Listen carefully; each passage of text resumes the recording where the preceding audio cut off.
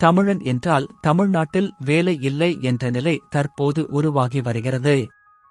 மற்ற மாநிலங்களில் அந்தந்த மாநில வேலைகளில் 100%, மத்திய அரசு வேலைகளில் 90% மண்ணின் மைந்தர்களுக்கே கிடைக்க சட்டம் இருக்கிறது. ஆனால் இங்குதான் 99% வேலைகளை வடநாட்டவருக்கு தாரை பார்க்கிறோம். அரசு துறை வேலைகளிலிருந்து விவசாயம், கட்டிடத் தொழில், கூலித் தொழில், உணவகங்கள், தனியார் நிறுவனங்கள், வீட்டு வேலைக்கு முதல் கொண்டு தமிழகத்தில் வடநாட்டவர்களின் ஆதிக்கம் பெருகிவிட்டது. தமிழ்நாடு மிக வேகமாக அயலார்மயமாகி வருகிறது என்ற அபாயத்தை தமிழ்நாடு அரசிற்கு பல்வேறு தமிழ் தேசிய இயக்கங்கள் கட்சிகள் சுட்டிக்காட்டிய போதும் இதன் ஆபத்தை உணராமல் தமிழ்நாடு அரசு செவிசாய்க்க மறுக்கிறது. தமிழ்நாட்டிலே இளைஞர்கள் கல்வி அறிவில் சிறந்தவர்களாக இருக்கிறார்கள், பட்டம் பெற்றவர்களும் அதிகம் இருக்கிறார்கள். ஆனால் இங்கு படித்த இளைஞர்களுக்கான வேலை இல்லாத நிலை உள்ளது. சமீப காலங்களாக மத்திய அரசாங்க பணிகளில், அது ரயில்வே பணி என்றாலும் சரி, தபால் அலுவலக பணி என்றாலும் மற்றும் எந்த மத்திய அரசு அலுவலகங்கள் என்றாலும், லோட் வங்கிகள் என்றாலும் ஏராளமானவர்கள் தமிழ் தெரியாதவர்களாகவும் பிற மாநிலங்களைச் சேர்ந்தவர்களாகவும் இருக்கிறார்கள்.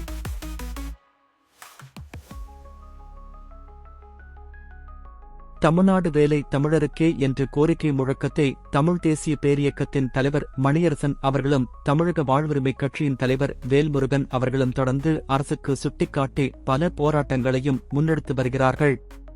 மத்திய அரசு வேலைகள் பறிபோவது ஒருபுறம் இருக்க, தமிழ்நாடு அரசு பணியாளர் தேர்வாணைய தேர்வுகளில் பிற மாநிலத்தவரும் பங்கேற்கலாம். பணிக்கு தேர்வு பெற்ற 2 ஆண்டுகளில் தமிழ் மொழித் தேர்வில் தேர்ச்சி பெற்றால் போதும் என்று சட்டத்திருத்தம் கொண்டு வரப்பட்டுள்ளது. இதனால் தமிழக அரசு அலுவலகங்களிலும் கடைநிலை பணியாளர் இடத்திற்கு கூட பிற மாநிலத்தவர்களை சேர வழிவகுத்துள்ளது. எனவே இந்த சட்டத்திருத்தத்தை ரத்து செய்ய வேண்டும் என்று தமிழக வாழ்வுரிமை கட்சியின் தலைவர் வேல்முருகன் அவர்கள் கூறியிருக்கிறார்கள். பல்வேறு அரசு துறை பணியிடங்களுக்கான தேர்வுகளில் வட மாநிலத்தவர்கள் முறைகேடு செய்து தேர்வான புகார்கள் எழுந்தன. தமிழகத்தில் குற்ற செயல்களில் வட மாநிலத்தவர்கள் ஈடுபட்டதையும் நாம் மறுக்க முடியாது.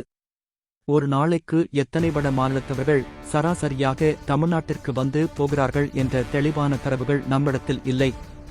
எனவே வெளி மாநிலத்தவர் ஆக்கிரமிப்பை தடுக்க அருணாச்சல பிரதேசம், மிசோரம், நாகாலாந்து, மணிப்பூர் மாநிலங்களில் உள்ளதைப் போல் உள் அனுமதிச் சீட்டு முறையை அமல்படுத்த வேண்டும். பல மாநிலங்கள் தங்கள் மக்களின் வாழ்வுரிமையை கருத்தில் கொண்டு வெளிமாநிலத்தாரின் வருகையை கட்டுப்படுத்த சில சட்டங்களை கொண்டு வந்துள்ளனர்.